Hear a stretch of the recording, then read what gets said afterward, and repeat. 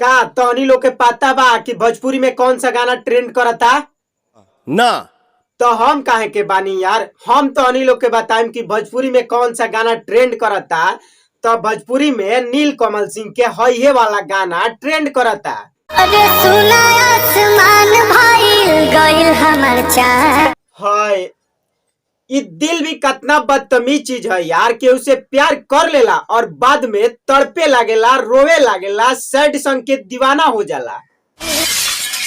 तब भाई लोग आज हम बताइम कि भोजपुरी के टॉप लिस्ट में रहे वाला सैड सॉन्ग और इहो बताइम कि भोजपुरी में सैड सॉन्ग के मामला में कौन से सुपरस्टार ता हल्का मचा के रखले बाणे।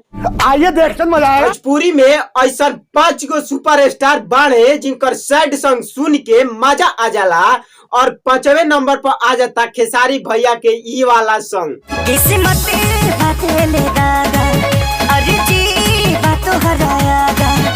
हो जब केहू के प्यार हो जाला और बाद में धोखा मिलेला तब ई गानावा सुन के और राम जी से ये लोग कहेला कि ओकरा बिना कहीं मन लागत बा ना।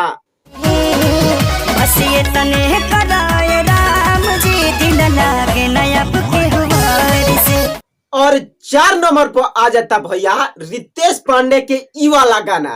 केहू कहे त देखा दे सीना फाड़ के दाग गहरा मिलल बाटे प्यार के।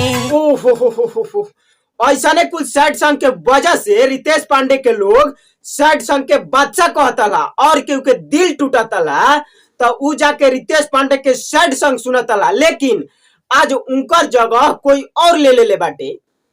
बात तो सही है। और 3 नंबर पर सुरों के बादशाह कहे जाने वाले पावर स्टार पवन सिंह। लहर उठैलो जिंदगी जहर बनैलो बेवफा हो गइलो हो। सुर के त बादशाह होइए हणे और वही सुर में सैड सॉन्ग का देश त 4 चांद लाग जाला और सैड सॉन्ग इनकर सुन के दिल चकनाचूर हो जाला। ये बड़ी अच्छी बात कही आप। और भाई अब हम बात करे वाला बानी नंबर 2 और नंबर 2 पर आ जाता है गुंजन सिंह। कैसे भूल गइलू हमके सनम बस हुनर बता जई तू। ओहो का कमाल के गावे ले। और भाई इनकर जो सैड सॉन्ग सुनी उ दोबारा कबो प्यार ना करी।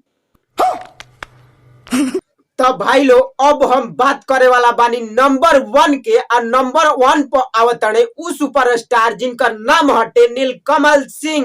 बिछड़ के कोपल तोहसे जियल नइखे गवारा हो। तब भाई लोग हो गए बाटे मॉडर्न और केहू के दिल टूटता तो उ मॉडर्न सैड सॉन्ग सुनल चाहताटे और भोजपुरी में ओकर कमी पूरा करताड़े ई। अरे सुना आसमान भाई गइल हमर चाह। ओए होय और सुन बालो होई प्यार ना दोबारा। नीलकमल सिंह अगर केहू के दिल टूटल बा और इनकर सैड सॉन्ग सुन ली तो ओकर दिल चिराजी। ऐसे तो इनकर हर गाना हिट होताटे लेकिन सैड सॉन्ग के मामला में राजा बने भाई राजा। अरे लूट लिया जा भाई आपने। ठोक लीजिए 5000 लौटे दिख जाना चाहिए।